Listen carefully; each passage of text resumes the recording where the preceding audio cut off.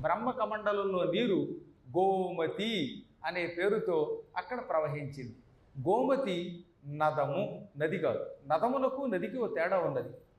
పడమర నుంచి తూర్పుకి ప్రవహించి తూర్పు వైపు ఉన్న సముద్రంలో కలిసిపోయే వాటిని నదులు అంటారు.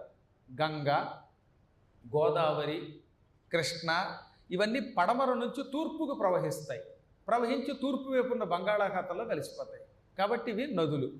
అలా కాకుండా తూర్పును పుట్టి పడమరకి ప్రవహించి పశ్చిమం వైపు ఉన్న సముద్రంలో కలిసిపోతే వాటిని నదములు అంటారు. అనగా నర్మద, గోమతి ఇవన్నీ నదములు. ఇవన్నీ అందుకే పశ్చిమం వైపు ద్వారకలో అరేబియా సముద్రంలో కలుస్తాయి. గోమతి నదం చాలా అద్భుతమైనది, నిర్మలంగా ఉంటుంది. ఆ నీరు ఎప్పుడూ ప్రవహిస్తూ ఉంటుంది. అది నైమిషారణ్యంలో ఉన్నది.